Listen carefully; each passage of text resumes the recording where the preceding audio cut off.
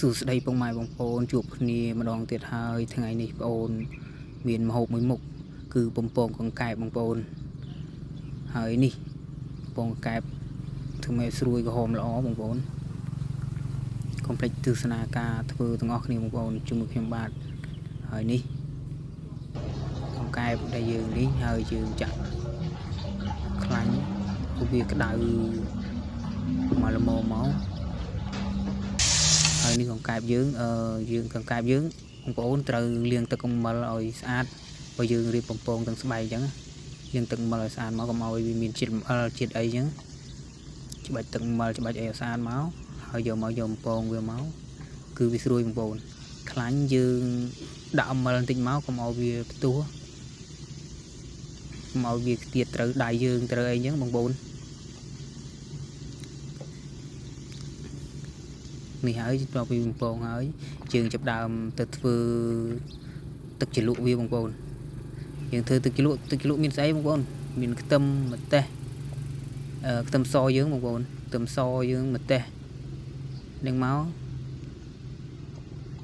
បើមានខ្ទឹមក្រហមក៏ល្អបងប្អូនដាក់ខ្ទឹមក្រហមបន្តិចមកបាទនេះយើងដាក់ខ្ទឹមសទៅបុកវាឲ្យម៉ត់ចូលគ្នាមកបងប្អូននឹងម៉ត់បែបអញ្ចឹងមកហើយនេះមកយើងដាក់ក្នុងនេះមកដើម្បីកូរធ្វើទឹកជ្រលក់ឲ្យរសជាតិឈ្ងុយឆ្ងាញ់អានេះខ្ទឹមក្រហមខ្ញុំដោយសារតែខ្ញុំខ្ជិល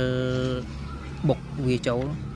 អានេះយើងហាន់វាដាក់អញ្ចឹងមកឲ្យមើលទៅឃើញសាយមើលទៅរាងស្អាតទឹកជ្រលក់យើងមើលទៅស្អាតបងប្អូនបើបងប្អូនមិនចាំហាន់ចេះក៏បានដែរបុកចូលគ្នាក៏បានដែរបងប្អូនហើយនេះកង្កែបយើងក៏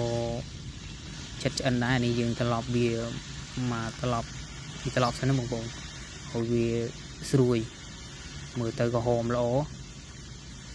ហើយនេះខ្ញុំត្រឡប់វាមកត្រឡប់សិនដើម្បីឲ្យខាងក្នុងឆិតឆ្អិនណាបងប្អូនតែយើងប្រកាសបើវាស្រួយខាងមុខសិនហើយនេះយើងធ្វើជាជ្រលក់មានតែបងប្អូនមានកសប៊ីចេងដូចការខ្ញុំរៀបរាប់អញ្ចឹងពីខាងដើមមកមានស្អីទេហើយនេះយើងដាក់ទឹកត្រីតិចមកហើយបងប្អូនមានអំពិលបើដាក់អំពិលគឺអែមមកបងប្អូនតែខ្ញុំនេះអត់មានទេខ្ញុំដាក់ក្រូចវិញបងប្អូនដាក់ក្រូចជំនួសអំពិលទុំ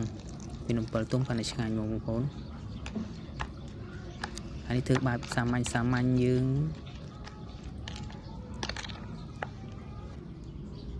ហើយយើងកូរច្បល់វាចូលជាតិមកហើយនេះខ្ញុំអត់ប្រើអំពិលទេខ្ញុំប្រើក្រូចបាទបងប្អូនបើមានអំពិលគឺល្អដូចខ្ញុំនិយាយដើមអញ្ចឹងគឺអំពិលទុំគឺល្អមកគឺវាជាតិជាងក្រូចតែនេះខ្ញុំអត់មានអំពិលបងប្អូនខ្ញុំមានតែក្រូចអញ្ចឹងខ្ញុំដាក់ក្រូចជំនួស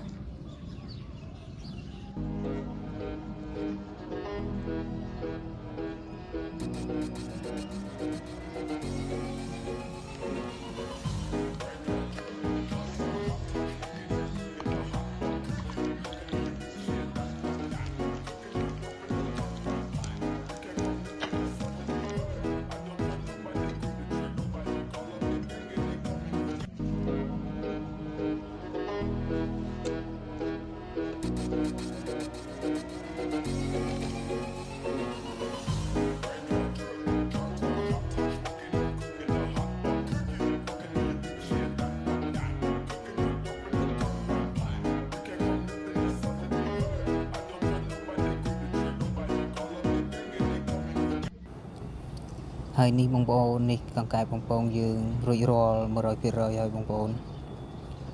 កុំភ្លេចជួយ Subscribe និងរូបកណ្ដឹងដើម្បីឲ្យបងប្អូនមានកម្លាំងចិត្តធ្វើវីដេអូបន្តផងមានតែប៉ុណ្ណេះទេវីដេអូសូមអរគុណជម្រាបលា